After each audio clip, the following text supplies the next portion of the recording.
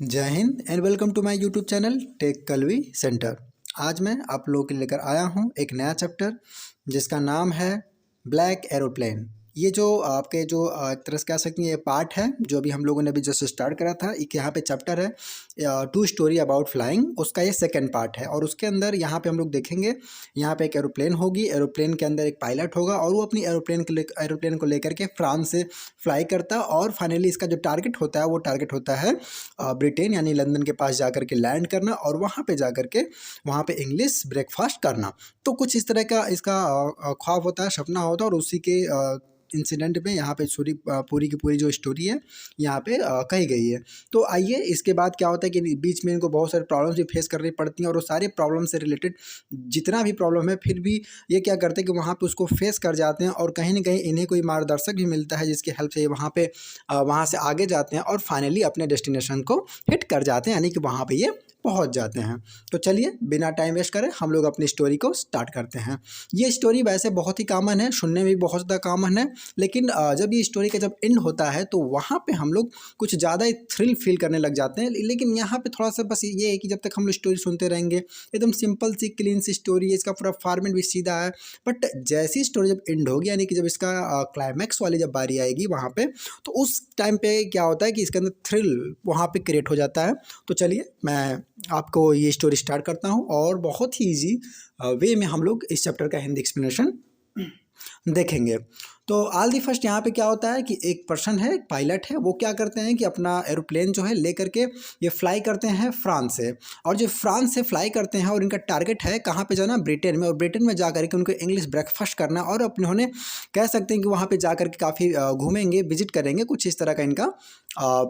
कह सकते हैं सपना है। तो उसके बाद जैसे ये टेक ऑफ करते हैं यहाँ से फ्रांस से, तो वहाँ पे जब ये फ्रांस से टेक ऑफ करने वाले होते हैं तो उस टाइम पे जो क्लाउड का एटमॉस्फेयर यानी क्लाउड जो होता है वहाँ पे, यानी जो वेदर होता है वो बिल्कुल भी नॉर्मल होता है और पूरी तरह से जो हमारा इन्वायरमेंट है, जो हमारा एटमॉस्फेयर है वो शांत होता है। लेकिन जैसे ये वहाँ से टेक ऑफ करते हैं, कुछ ही आगे बढ़ते हैं, तभी ये क्या पाते हैं कि वहाँ पे वेदर धीरे धीरे अब ख़राब होने लग जाता है। पूरा का पूरा जो आसमान है पूरा क्लाउड से भरने लग जाता है और वहाँ पे विजिबिलिटी भी अब धीरे धीरे डिसअपियर्स होने लगती है। तो उस टाइम पे इनको ऐसा फील होता है कि अब ऐसा लग रहा है कि इसके अंदर फ्लाई करना बिल्कुल भी सेफ नहीं है। तो तुरंत जब ये अपने देखते हैं फ्यूल टैंक की तरफ, तो वो भी कह सकते हैं कि बस उतना ही उनके पास फ्यूल था जितने से कि वो सिर्फ एक बार इंग्लैंड यानी कि लंदन जा सकते थे, उसके अलावा कुछ और भी उनके पास ऑप्शंस नहीं था। तो इसी टाइम पे उनके मन में कुछ पल के लिए कुछ इस तरह का ख्याल आता है कि तो हमें क्या करना चाहिए कि यहाँ से तुरंत रिटर्न बैक वापस लौट जाना चाहिए और मुझे अपने यहाँ फ्रांस चले जाना चाहिए। तो उस टाइम पे क्या होता है कि जब उनके साथ कुछ इस तरह के मन में इस तरह के इंसिडेंट हो रहे होते हैं तो उस टाइम पे क्या कहते हैं कि वो अपने रेडियो पे आकर के अपने कह सकते हैं कि जो उनका फ्रांस के अंदर, पेरिस के अंदर जो उनका बेस बना हुआ है, यानी जहाँ से उन्होंने टेक ऑफ करा था, वहाँ से कॉन्टेक्ट करने की कोशिश करते हैं और वो अपने कॉन्टेक्ट में जाके बोलते हैं कि this is Dakota DACOTA Dakota DS088 यानी 88। ये अपने फ्लाइट का नाम लेते हैं और उनसे पूछते हैं कि अब देखिए मैं यहाँ पे टेक ऑफ कर चुका हूँ, मैं यहाँ पे स्काई के अंदर हूँ और यहाँ पे क्लाउडी वेदर थोड़ा सा है, तो अब इस टाइम पे मुझे क्या करना चाहिए क्योंकि विजिबिलिटी बिल्कुल भी ठीक नहीं है। तो उसी टाइम पे क्या होता है कि फ्रांस से यानी कह सकते हैं कि जो रेडियो स्टेशन है वहाँ से उनको कह सकते हैं कमांड मिलता है कि आप 12 डिग्री जो है वेस्ट में मुड़ जाइए। तो ये क्या करते हैं, उसी कमांड के अकॉर्डिंग वहाँ से 12 डिग्री या वेस्ट में टर्न कर जाते हैं। जब 12 डिग्री वेस्ट में टर्न कर जाते हैं तो टर्न करने के बाद क्या होता है कि ये कुछ आगे बढ़ते हैं, तब ये क्या पाते हैं कि अब इनके मन में ये चलने लग जाता है कि अब मुझे जो है बिल्कुल भी अब वापस जाना नहीं है, मुझे वापस यानी फ्रांस के अंदर, पेरिस के अंदर जाने का उस जो हमारे मन के थोड़े से कह सकते बीच में जो ख्याल आ रहे थे उससे ये तुरंत सोचते हैं कि मुझे भी इसे छोड़ देना और मुझे फाइनली अब बिल्कुल अपने डेस्टिनेशन को हिट करना है, यानी कि लंदन के अंदर जाना है और वहीं पे मैं लैंड करूँगा, चाहे मेरे रास्ते में कितनी भी रुकावटें आ जाएँ, चाहे कितने भी बादल आ जाए, चाहे कितने भी क्राउड्स आ जाएँ। और ये क्या करते हैं कि वहाँ से अब आगे की तरफ बढ़ जाते हैं। लेकिन जब ये आगे बढ़ते हैं तो ये पाते हैं कि अब जो विजिबिलिटी बिल्कुल भी डल सी हो जाती है, बिल्कुल भी विजिबिलिटी नहीं रह जाती है और पूरा का पूरा क्लाउड जो है पूरा कह सकते हैं कह सकते हैं कि इनको कुछ भी नहीं दिख रहा होता है, सामने बस बादल ही बादल दिख रहे होते हैं, सिर्फ और सिर्फ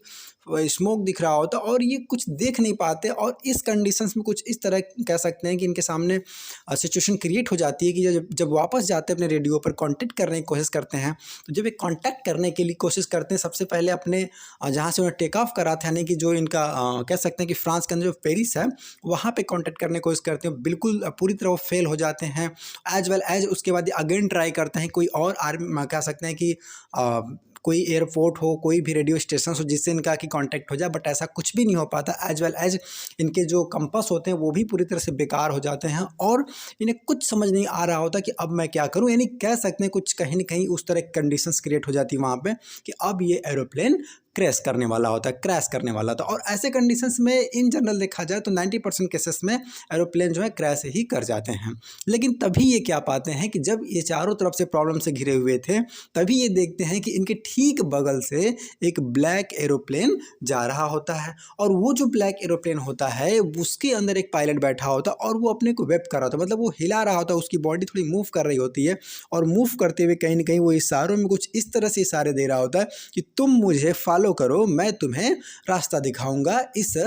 कह सकते हैं क्लाउड से निकलने के लिए। और वहाँ पे क्या होता है कि जब उसे देखते हैं तो ये तुरंत फील कर लेते हैं, मतलब जो फर्स्ट प्लेन के पायलट हैं वो सोचते हैं कि कहीं ना कहीं ये कोई उस तरह का प्लेन आया हुआ है जो कि मुझे खुद बचाने के लिए आया हुआ है और मैं इस प्लेन को अगर मैं फॉलो करूँगा तो ये मुझे अपने डेस्टिनेशन तक पहुँचा देगा, मुझे इस घने यानी इतने धुंध भरे हुए क्लाउड से मुझे निकाल के ले जाएगा। और ये करते भी वही हैं, तुरंत क्या करते हैं, वो जो ब्लैक इनको फ्लाइट दिख रही होती है उस ब्लैक फ्लाइट को तुरंत ये उसको फॉलो करना स्टार्ट कर देते हैं और उसके पीछे पीछे हो लेते हैं। और कुछ ही देर बाद ये क्या पाते हैं कि पूरी तरह से उस क्लाउड से बाहर आ चुके हैं और सामने इनको क्या है कि एक रनवे दिख रहा होता है, रनवे की लाइट दिख रही होती है और ये बहुत ही ज़्यादा खुश हो जाते हैं, बहुत ज़्यादा हैप्पी हो जाते हैं और इनके मन में कह सकते हैं पूरा थैंक यू कहना स्टार्ट कर देते हैं। किसको? उस पर्सन को जो कि इनको कह सकते हैं कि जो इनको रास्ता दिखा रहा था। उसके बाद क्या करते हैं कि तुरंत वो रनवे के देखते हैं और रनवे की लाइट को देखते हैं, वहाँ से कांटेक्ट करते हैं, कांटेक्ट करने के बाद तुरंत फाइनली क्या करते हैं, वहाँ पे लंदन के अंदर लैंड कर जाते हैं। लेकिन जब ये लैंड करते हैं और तुरंत मुड़ के जब पीछे देखते हैं तो ये क्या पाते हैं कि जो प्लेन वो था जो कि इनको रास्ता दिखा रहा था वहाँ पे, वो प्लेन बिल्कुल भी वहाँ पे प्रेजेंट नहीं, यानी वो प्लेन डिसअपीयर सा हो गया है और इन्हें कुछ भी पता नहीं लग पाता है कि वो आखिर प्लेन गया कहाँ पे। उसके बाद क्या होता है, सोचते हैं हो सकता है उसका कुछ अलग रूट रहा हो या फिर हो सकता है वो किसी दूसरे एंगल पे लैंड किया होगा, यहाँ पे कह सकते हैं लैंड किया होगा। इसलिए क्या होगा कि वहाँ पे सोचते हैं चलो कोई नहीं, मैं चलूँगा वहाँ पे जो कंट्रोल रूम है वहाँ से मैं बात कर लूँगा और रडार पे जो अंदर प्लेन था मेरे प्लेन के अलावा, मैं उस प्लेन के पायलट को जाकर के पर्सनली थैंक यू बोल दूंगा, क्योंकि कॉमन सी बात है उसने मेरी जान बचाई है। अगर वो नहीं आता तो मेरा प्लेन जो है क्रैश कर जाता इस धुंध भरे बादल के अंदर और मेरा तो वारा न्यारा हो जाता यहाँ पे। तो क्या होता है फाइनली उसके बाद तुरंत वो जाते हैं रेडियो स्टेशन के कंट्रोलर के पास और वहाँ पे एक लेडी होती है, उनसे बात करते और पूछते हैं कि अच्छा ये बताओ आप कि जब मैं आ रहा था इस धुंध भरे बादल के अंदर, इस घने कोहरे के अंदर जब मैं आ रहा था मुझे कुछ भी नहीं दिख रहा था, तो उस टाइम पे एक प्लेन आया था, उस प्लेन ने मुझे रास्ता दिखाया था। तो ये जो प्लेन जो आया हुआ था जिसने मुझे रास्ता दिखाया, जिसने मुझे इस धुंध से मुझे निकाला,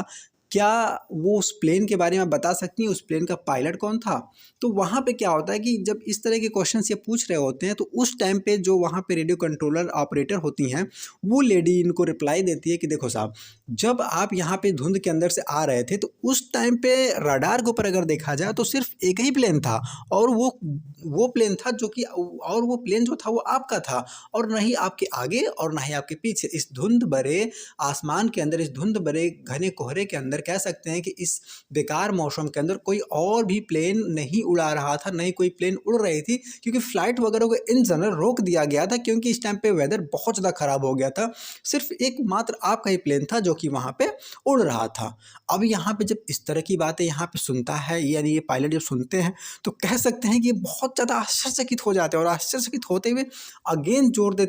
देकर अपनी बातों को, यानी जोर देते हुए अपनी बातों के ऊपर कहते हैं कि नहीं नहीं, आप ठीक से चेक करो, वहाँ पे मैंने प्रॉपरली मैंने ब्लैक प्लेन को देखा था, उसके अंदर एक पायलट बैठा हुआ था, वो वेब कर रहा था, नहीं हिल डुल रहा था, उसने मुझे कह सकते हैं सिग्नल्स भी दिए, इशारे भी दिए कि तुम मुझे फॉलो करो। फिर कैसे, हाउ इज इट पॉसिबल? तो आप एक बार फिर से क्रॉस वेरीफाई करो। कहती नहीं, मैं अच्छे से चेक करके ही आपको बता रही हूँ, ऐसा कुछ भी नहीं था। आपका जब प्लेन था स्काई के अंदर तो आप सिर्फ और सिर्फ अकेले थे, ऐसा कुछ भी नहीं था जैसा आप सोच रहे हो। उसके बाद क्या होता है कि ये इंसान बहुत ज़्यादा आश्चर्यचकित होता है और इसे खुद की आंखों पे अपने आप के ऊपर विश्वास नहीं हो रहा होता है कि ऐसा कैसे पॉसिबल हो सकता है कि मतलब जो कि मेरे सामने आया हुआ था, उसने मुझे बताया, उसने मुझे रास्ता दिखा, लेकिन फिर भी वो डिसअपियर कैसे हो सकता है। मतलब यहाँ पे उसको कुछ अजीब सा लगता है। यानी यहाँ पे कुछ सिचुएशन ये क्लियर हो जाती है कि आखिर वो क्या था, घोस्ट था, गॉड थे, कौन इसकी हेल्प करने के लिए वहाँ पे आ गया था, कुछ आइडिया नहीं लग पाता। और यहीं पे क्या होता है कि ये जो स्टोरी हम लोग की है ब्लैक फ्लाइट, इसका कह सकते हैं कि इसका एक्सप्लेनेशन भी एंड होता है। तो आई थिंक आप लोग को ये चैप्टर का हिंदी एक्सप्लेनेशन बहुत अच्छे से क्लियर हो गया होगा। और अगर आप लोग अगर इस स्टोरी को अच्छे से समझ पाए हैं तो आप लोग ज़रूर क्या है कि यहाँ पे आप लोग थोड़ा मुझे ये बताने की कोशिश करिएगा कि आप लोग अच्छा यहाँ पे क्या सोचते हैं, मतलब आप लोग की क्या राय है, आखिर वो कौन था, या आखिर वो घोस्ट था, गॉड थे, या कोई और था, या कुछ और भी होने की क्या क्या पॉसिबिलिटीज़ हैं वहाँ पे। अगर आपके मन के अंदर अगर कोई भी उस तरह के थॉट्स आ रहे हैं, कुछ भी अगर विचार आ रहा है, तो मुझे कमेंट सेक्शन में ज़रूर बताइए। अगर आपको मेरा वीडियो अच्छा लगता है तो आप लोग इसे लाइक भी करिए और चैनल को सब्सक्राइब करिए। तब तक के लिए जय हिंद।